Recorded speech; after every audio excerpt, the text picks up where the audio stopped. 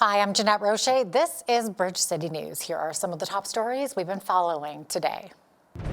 The high school that was the site of a mass shooting in Tumbler Ridge, BC, will be torn down and replaced. Plus, U.S. President Donald Trump announces a 3-day ceasefire in the Russia-Ukraine war. And Alberta's Privacy Commissioner launches an investigation into allegations that separatist group the Centurion Project illegally accessed the Alberta list of electors.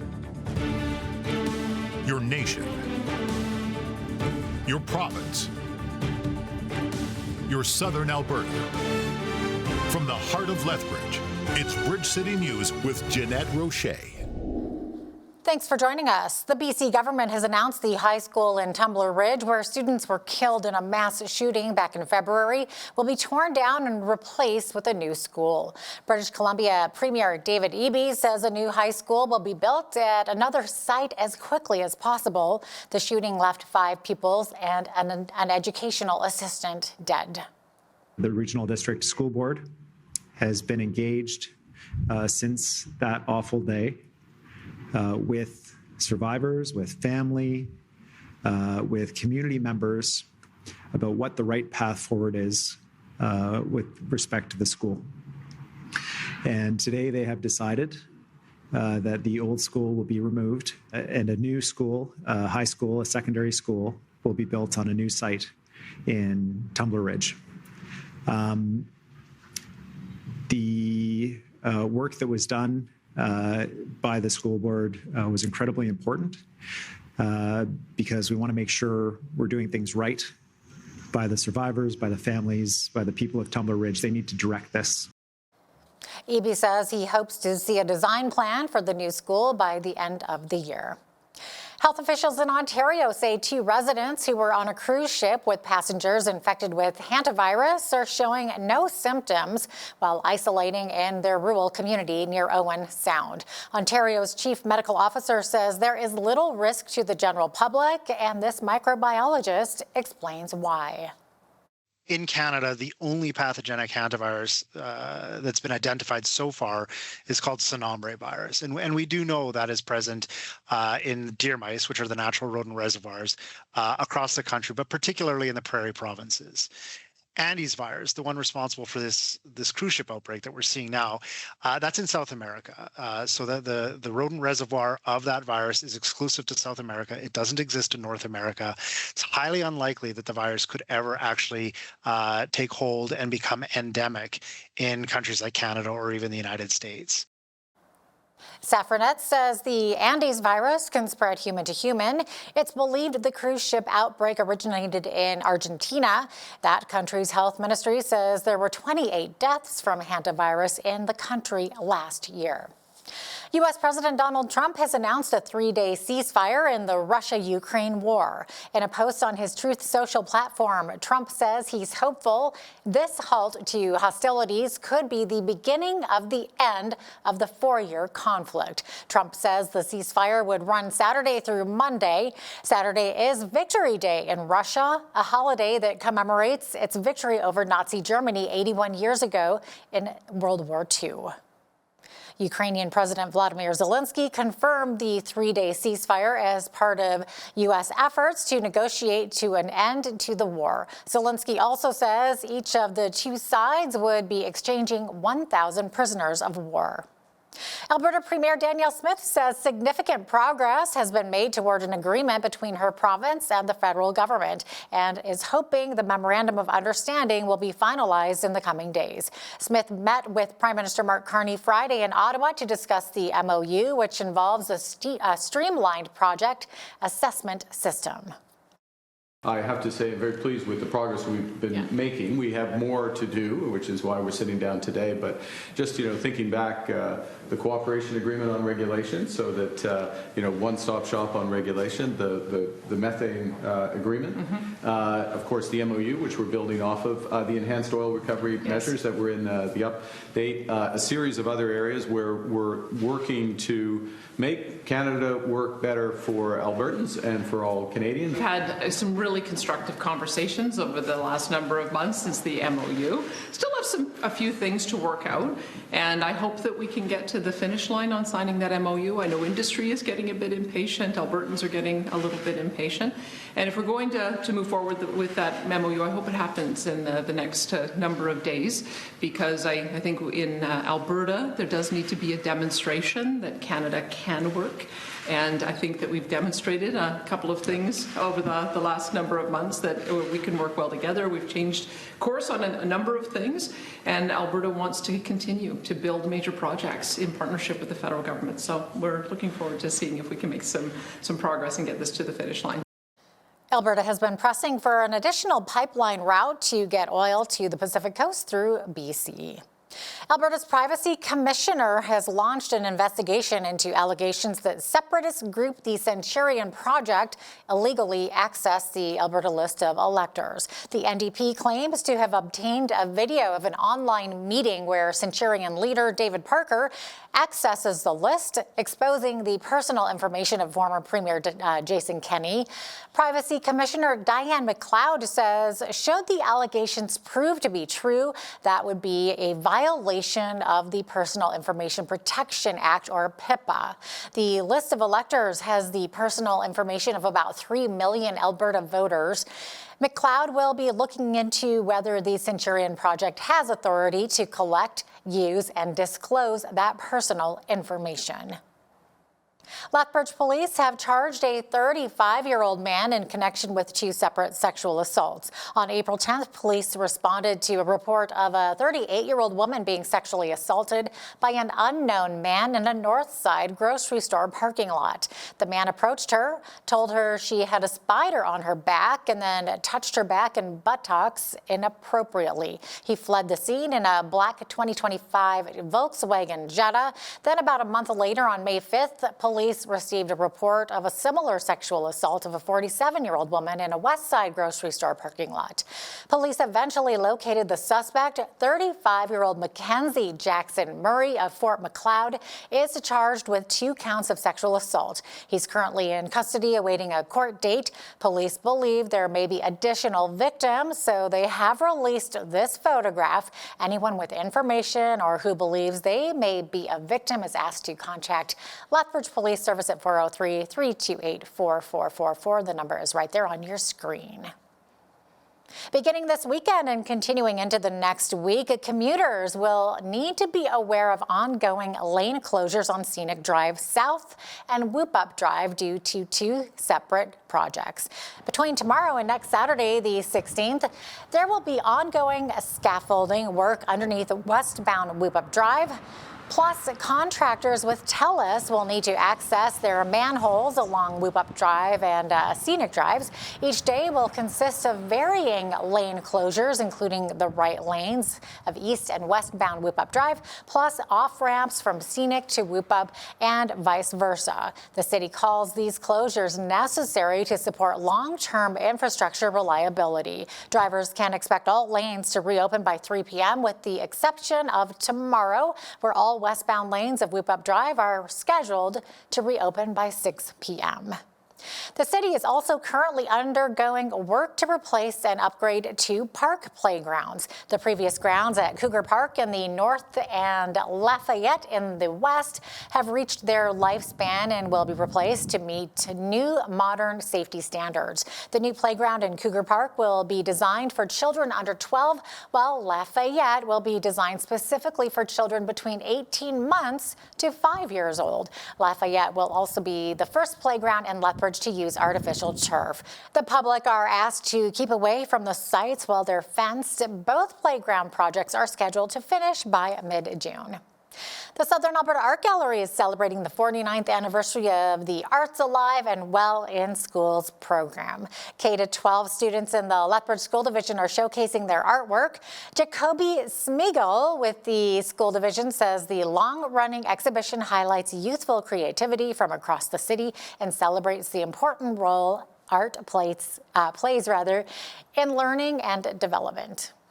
The students work on the art, and the art teachers support them and encourage them, and then each school is allowed so many pieces in the exhibit, and then they bring them here, and we get to celebrate the wonderful art and the creativity of our high school students. Lots of people in the community will tell me that they were a part of it when they were in school, that their art was in the gallery, and so I know it's a big deal for students to showcase their artwork to the community. This year we had a record number. We had 301 submissions, and it is on the Lethbridge School Division website, and right now you can vote for your favorite piece, as well as here at the gallery there's a digital slideshow with all of those pieces included as well.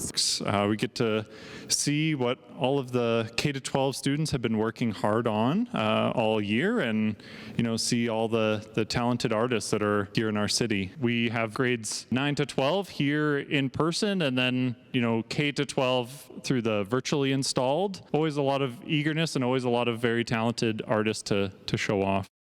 Wow, some of those were just fantastic. The exhibit opens on Saturday, May 9th and runs until Saturday, June the 13th. You've likely heard the old saying, one person's trash is another's treasure. That is the premise of the Environment Lethbridge's annual Reuse Rendezvous this weekend, held twice annually in May and September. This event rehomes thousands of gently used items, diverting them away from the landfill. This Saturday from 9 a.m. through 5 p.m., residents are invited to cruise the streets and help themselves to any of the items free of charge. After 5 o'clock that evening, any remaining items should be reclaimed by their original owners. Basically, we're asking everyone to register on our website at environmentlethbridge.ca, and when you do that, your information will get put onto our online map so that everyone will be able to find your items. And then on Saturday morning before 9 a.m., people should put their items out in front of their houses with a sign that says free. People can come through the day and take items that they like, and then by after 5 o'clock, you should reclaim any items that are left over. Residents are reminded to only take items that are clearly marked as free and to ensure items that are not part of the event are secured in order to prevent unfortunate mix-ups. Well, if you see large stuffies and teddy bears riding motorcycles this weekend, you might want to point and laugh or be alarmed, but there's no cause for concern. It's all for a good cause. It's the annual Teddy Bear Parade hosted by Southern Alberta bikers.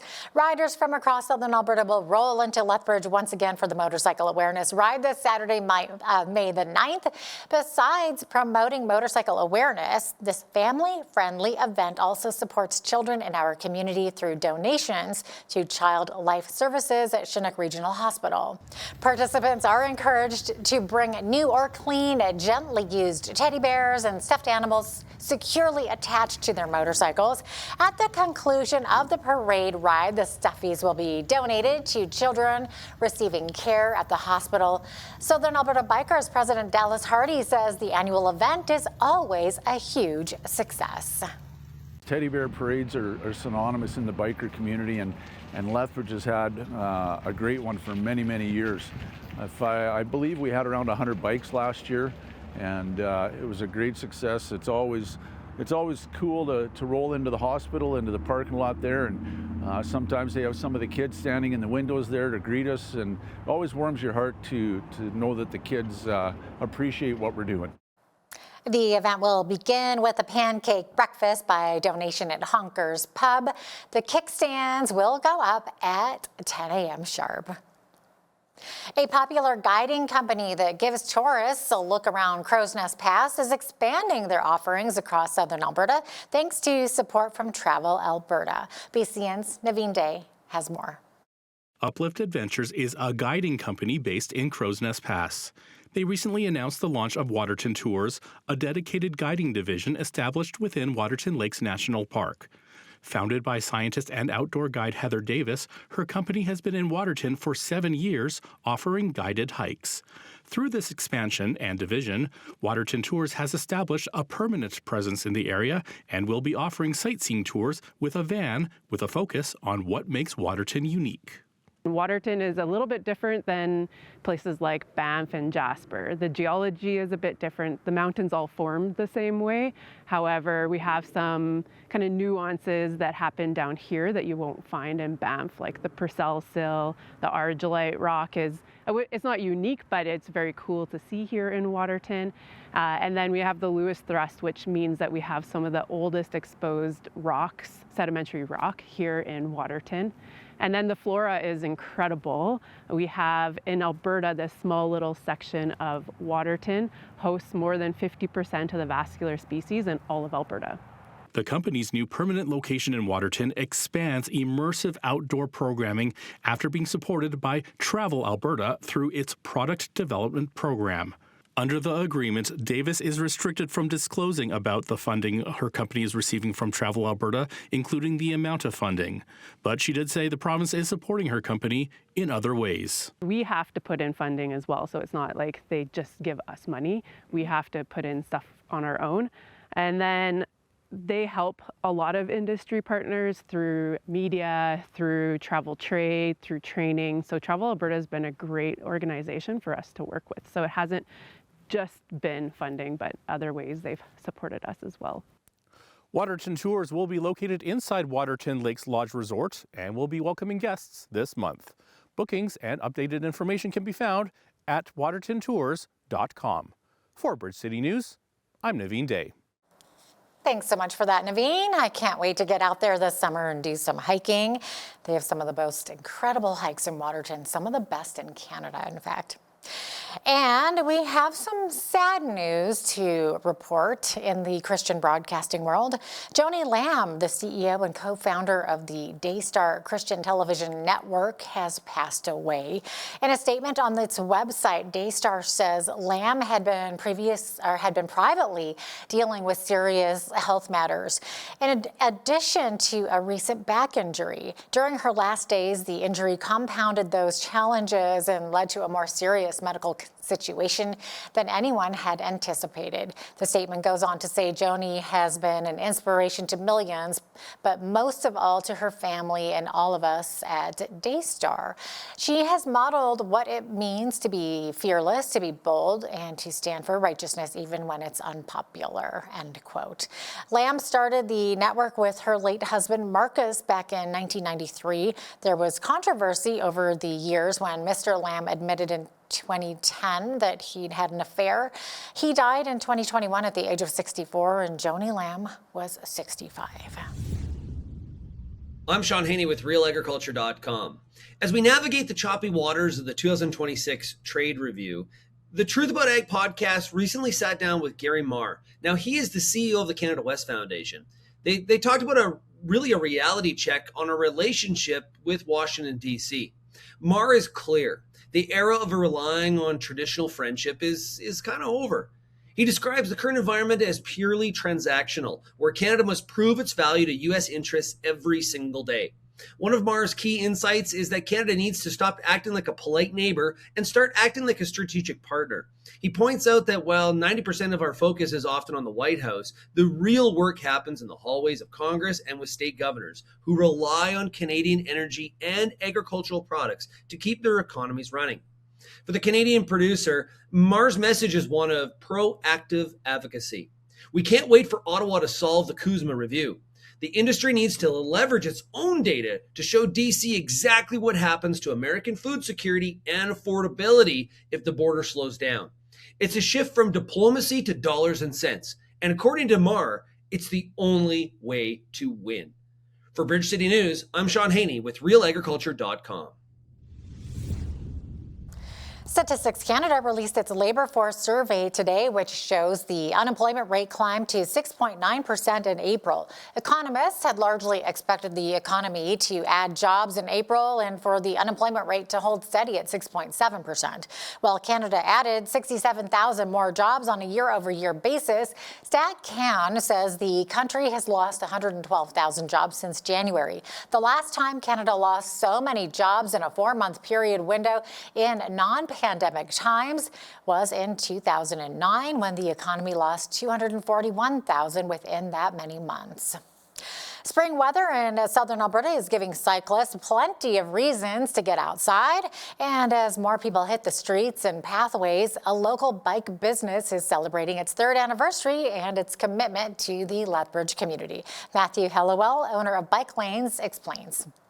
Things we've got happening, we've got a show and shine for bicycles, maximum 3 bikes per person. There are prizes for the best in show. We've got Bo's Birria taco truck coming by. We've got Erin, the AT, coming. She's going to do free physical health assessments. Cookie Crimes is going to bring their ice cream cart by. Crow and Clog Forge will be on site doing blacksmith demonstration and education. And then there's going to be chalk and games for kids as well. And this is an opportunity for anybody who's got some bikes that they're proud of. Maybe it's something they've built themselves or done some modifications to. Maybe it's a old family bike that's got some nostalgic value. Just kind of any old thing, any old bike that you're proud of or you think has some cool value. We we want to see it and show it off. Kind of just promoting enthusiasm around bikes. In the last 3 years, we've volunteered for a lot of things. We do a lot of setups where we do free inspections on people's bikes, just so they know, what they can expect out of their bike, what it might not be capable of. We do a lot of events at schools as well, trying to help young people feel confident on their bikes as well, understand better how they work. Anybody who wants to come is welcome. It's a free event. Their birthday party will take place this Saturday, May the 9th from 12 until 4 p.m. at 1104 2nd Avenue South in Lethbridge. And now here's a look at today's markets. The TSX was up 221 points on the day to 34,078. The Dow was up 12 to 49,609. The S&P 500 was up 61 to 73.99, and the Nasdaq was up 440 points to finish at 26,247. West Texas Intermediate Oil was down 12 cents to 94.69 US per barrel. Natural gas was down 2 cents to 2.75 US. Gold was up 28.54 to 47.1488 US an ounce, and silver was up $1.94 to 80.30 US an ounce. Feed wheat is at $8.55 per bushel. Barley is at $6.97. Canola is at $16.88, and corn is at $7.62 per bushel. Live cattle June contract was down $1.15 to $248.90. Feeder cattle were up $1.05 to $367.38. Lean hogs were down 63 cents to $90.88. And the Canadian dollar was down slightly over the past 24 hours at 73 cents US.